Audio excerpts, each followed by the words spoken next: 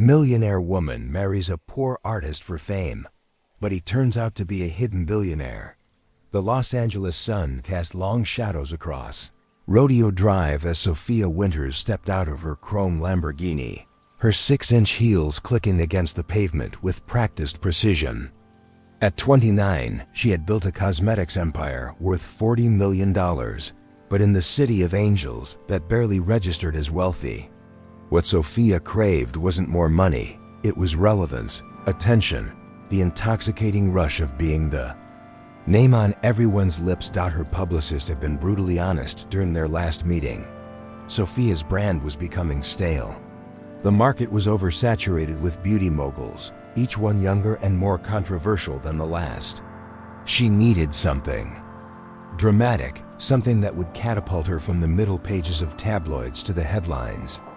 She needed scandal, but the kind that would make her seem deep and unpredictable rather than desperate. The Venice Beach Art Fair was not her usual scene. Sophia navigated through crowds of tourists and locals, her designer dress attracting stares.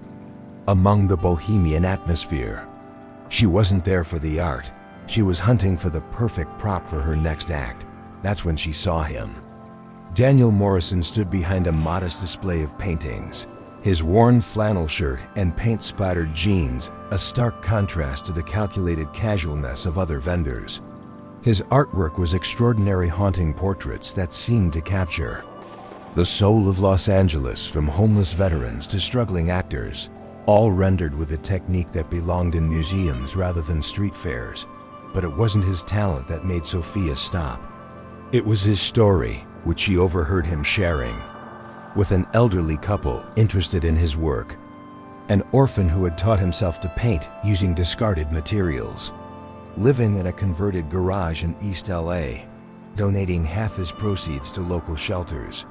He was perfect, attractive in a rugged, authentic way, with just enough tragedy to make her look charitable and just enough talent to make the relationship seem genuine. Sophia approached his booth with calculated interest, examining his paintings with an expression of wonder she had practiced in the mirror. She purchased 3 pieces on the spot, overpaying dramatically and insisting he deliver them personally to her Malibu mansion. Daniel had hesitated, clearly uncomfortable with the extravagance, but eventually agreed when she mentioned she might have walls for more of his work. The seduction was methodical. Sophia documented every interaction, ensuring paparazzi caught her visiting his garage studio, bringing him expensive art supplies he tried to refuse, sitting for a portrait that would become central to her narrative. She crafted their story carefully, the beauty mogul who fell for the struggling artist's soul, not his bank account. Daniel seemed bewildered by her attention, but gradually warmed to her presence.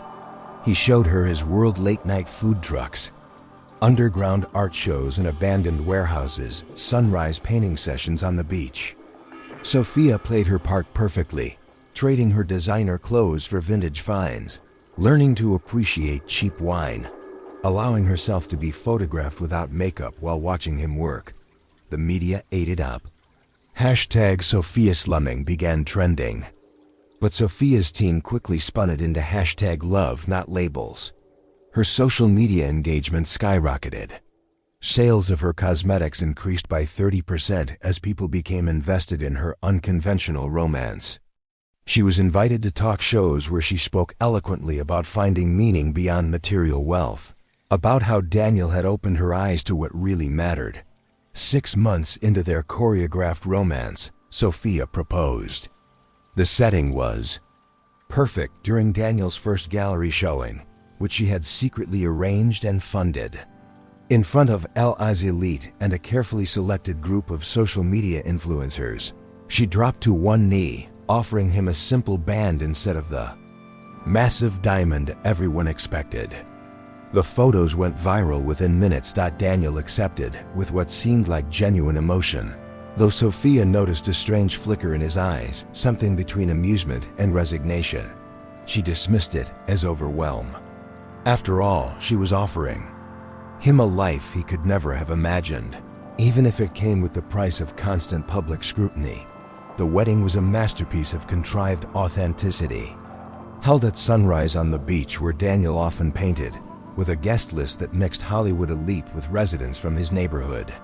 Sophia wore a simple dress that had actually cost more than most people's cars, but photographed as refreshingly understated. Daniel wore his only suit, looking uncomfortable but handsome as they exchanged vows she had written to maximize emotional impact. Their honeymoon was spent not in exotic locales, but traveling to art museums across America in a vintage RV. Another calculated move that portrayed them as down-to-earth despite her wealth. Sophia had never been more famous. Her beauty brand launched a new line inspired by Daniel's paintings, each product named after one of his subjects. The profits, she announced, would go to supporting struggling artists. For a year, their marriage was the perfect scandal Sophia had orchestrated. She played the role of the millionaire who had found meaning through love, while Daniel continued painting, seemingly oblivious to how his life had become performance art. He adapted to their Malibu life with quiet grace, turning one wing of the mansion into a studio, continuing to donate his earnings, maintaining friendships with people from his old neighborhood. But cracks began to appear in Sophia's perfect narrative. Daniel's refusal to fully embrace the lifestyle she offered became less charming and more frustrating. He declined invitations to industry parties, preferred taking the bus to driving her collection of luxury cars, and continued shopping at thrift stores despite having access to her credit cards. The media began to notice, spinning stories about trouble in paradise. Sophia doubled down on their public appearances, dragging Daniel to charity galas and art events where he looked increasingly miserable. She began to resent his authenticity, the very quality that had made him perfect for her plan. In private, arguments erupted about their different values, though they maintained perfect facades for the cameras. It was during one of these arguments that Sophia made a fatal error. Frustrated by Daniel's refusal to accompany her to a movie premiere, she accused him of being ungrateful, of not understanding what she had sacrificed to elevate him from poverty. She reminded him where he came from, how lucky he was that someone like her had chosen him. Daniel had listened in silence, then simply walked to his studio and closed the door. The next morning, Sophia woke to find an envelope on her pillow. Inside was a single key and a note with an address in downtown LA. Curiosity overcoming anger, Sophia drove to the address. It led to a towering glass building in the financial district. The key opened a private elevator that ascended to the penthouse floor. When the doors opened, Sophia stepped into a space that made her Malibu mansion look modest. The penthouse was a testament to understated wealth. Original Basquiat's on the walls, sculptures by artists she couldn't even identify, a view that encompassed the entire city. But it was the wall of photographs that stopped her cold. Daniel, through the years at galas she recognized, shaking hands with tech moguls and foreign dignitaries, standing in front of companies she knew were worth billions. A folder on the marble table contained the truth. Daniel Morrison wasn't his real name. He was Daniel Rothschild, heir to a technology fortune that dwarfed her cosmetics empire by a factor of 100.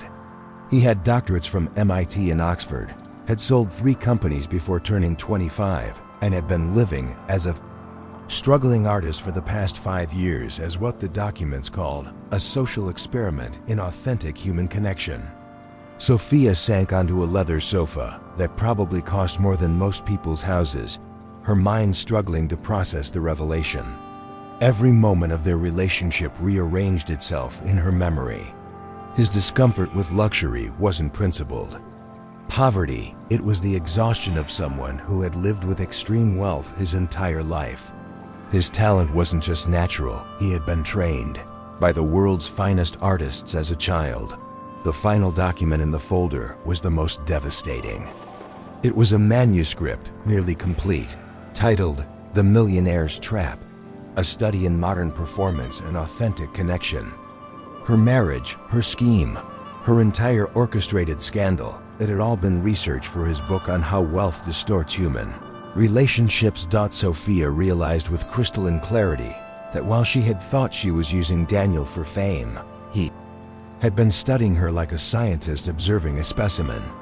Every moment she had thought she was manipulating him, he had been documenting her performance. The hunter had been the prey all along. The confrontation that evening in their Malibu mansion was unlike any argument they'd had before. Sophia found Daniel in his studio, painting as if nothing had changed. She stood in the doorway, holding the manuscript, trembling with a combination of rage and humiliation that threatened to consume her. Daniel set down his brush and turned to face her, his expression neither guilty nor defiant, but oddly compassionate. He had been expecting this moment, had prepared for it, but seeing the devastation in Sophia's eyes seemed to affect him more than he'd anticipated. The truth, when he finally spoke it, was more complex than the documents had revealed. Daniel Rothschild had indeed inherited billions, but with that inheritance came a lifetime of transactional relationships. Every friendship, every romance, every human connection had been tainted by the knowledge of his wealth. People saw dollar signs when they looked at him, calculating what they could gain from his proximity. At 27, after another relationship had imploded when he discovered his fiancée had been secretly negotiating a tell-all book deal, Daniel had decided to disappear. He legally changed his name, moved his assets into blind trusts, and created a new identity as a struggling artist. It wasn't entirely fabricated. He had always loved painting, had trained extensively, but never been allowed to pursue it seriously. For 5 years, he had lived as Daniel Morrison, finding genuine connections with people who had nothing to gain from him. He had discovered who he was without the billions, had created art that people valued for its own sake, had built friendships based on shared struggles rather than shared tax brackets. He had been happier in his garage studio than in any penthouse. Then, Sophia had appeared, transparent in her intentions from the first moment. He had recognized her type immediately. He'd been surrounded by versions of her his entire life. The calculated approach, the staged interactions, the careful narrative construction. He should have walked away, but something had made him stay. Part of it was the book. He had been documenting his experiences, planning to publish an anonymous study on wealth and authentic relationships. Sophia's scheme had been too perfect to ignore, a crystalline example of how money corrupted even the pursuit of love. But as weeks turned to months, his academic interest had become complicated by something unexpected. He had seen moments when Sophia forgot to perform, split seconds when her mask slipped and someone real emerged, someone insecure despite her success, desperate for validation, convinced that her worth was tied to public perception. He recognized the prison she had built for herself because it was a more elaborate version of the one he had escaped. The wedding had been the hardest day of his life. Standing on that beach, listening to vows he knew were crafted for maximum impact, he had almost revealed everything. But he had convinced himself that the research was important, that exposing the performative nature of modern relationships could help others trapped in similar cycles. Now, facing Sophia's devastation, Daniel questioned every decision that had led them here. The manuscript she held was meant to be published under a pseudonym, with all identifying details changed. But he knew she would recognize herself and would know that their entire relationship had been reduced to a case study. In his examination of wealth and authenticity, Sophia listened to his explanation with the same calculated composure she brought to board meetings. When he finished, she walked to his latest painting, a portrait of her that he had been working on for weeks. Unlike the idealized images she presented to the world, this painting captured something raw and vulnerable, a woman looking in a mirror. And seeing a stranger, she studied it for a long moment, then turned back to Daniel with an expression he had never seen before: complete honesty. She admitted everything, from her initial plan to use him for publicity to her growing frustration with his authenticity. She dissected her own motivations with surgical precision, acknowledging the emptiness that drove her constant need for attention, the fear that without public validation, she would simply cease to exist. But then she said something that changed everything. Despite knowing the truth, despite the mutual deception and manipulation, she had felt something real.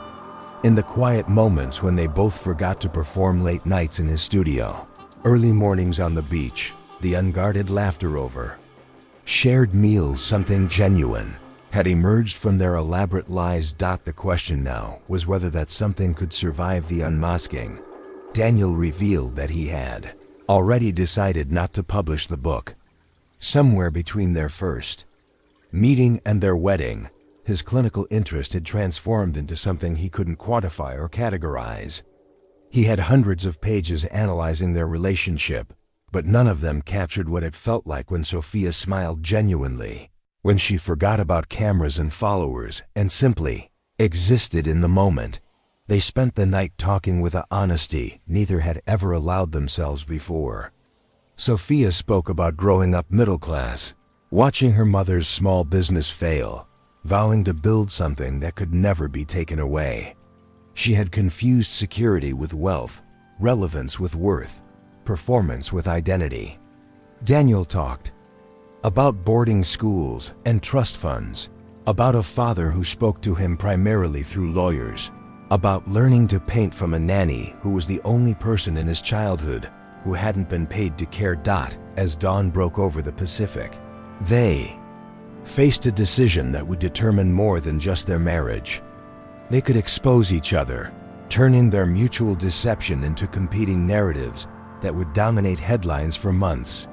They could quietly divorce, returning to their respective worlds with lessons learned and scars hidden.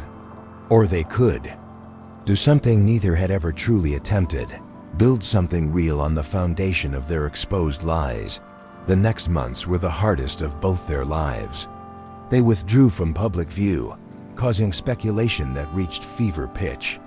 Sophia's business suffered as she refused to feed the media machine that had sustained her relevance. Daniel returned to painting, but now under his real name, his billions no longer hidden but also no longer defining him. They started couples therapy with someone who specialized in high net worth individuals, unpacking years of performance and manipulation. They learned to fight honestly, to support genuinely, to exist without an audience. It was messy and painful, and nothing like the fairy tale Sophia had tried to manufacture. Slowly, they began to rebuild. Not the perfect scandal Sophia had orchestrated, or the academic study Daniel had planned, but something unnamed and unscripted. They used their combined resources to create a foundation that supported artists without the parasitic publicity that usually accompanied such ventures. They learned to be wealthy without being imprisoned by it, public without being performative. A year after the unmasking, they renewed their vows in a ceremony with no cameras, no media, no one but the therapist who had guided them through the wreckage of their deceptions. The vows were simple and true promises to see each other clearly, to value authenticity over image, to build something real in a world that rewarded facades. Daniel's unpublished manuscript became a different kind of project. Together, they wrote their story honestly. The schemes, the lies, the unexpected discovery of truth within deception. It was published not for fame or academic acclaim, but as a cautionary tale and a hope that even the most calculated beginnings could lead to genuine endings. Their story became a different kind of sensation. Not the millionaire who married for scandal, or the billionaire conducting social experiments, but two people who had used each other and discovered themselves. They became advocates for authentic relationships in an age of curated personas, speaking openly about the prisons wealth could create and the freedom found in truth. The portrait Daniel had painted of Sophia, the one showing her seeing herself, clearly for the first time hung in their rebuilt home. Not the Malibu mansion or the downtown penthouse, but a modest house in Silver Lake where they could be neighbors rather than celebrities, where their wealth was a tool rather than an identity. Still argued about authentic versus performed, still caught themselves calculating impact rather than expressing truth. But they had learned the most valuable lesson their billions couldn't have bought, that real connection was worth more than any scandal, that being seen truly was more satisfying than being seen by millions, that love built on lies could be rebuilt on truth if both people were brave enough to stop performing. In a city built on illusions, two people who had mastered deception found that the greatest plot twist was simply being themselves. The cameras eventually found other scandals to follow, but in a studio where two easels stood side by side, Daniel and Sophia continued painting their truth imperfect, unscripted, and finally, beautifully real. Thank you for watching this story unfold with us here on M&A The Story Unfolds. If you enjoyed it, don't forget to subscribe to the channel and turn on the notification bell so you never miss a new tale. We'd love to know where you're watching from. Leave a comment below and tell us what part of the world you're joining us from. Your support means everything. See you in the next story.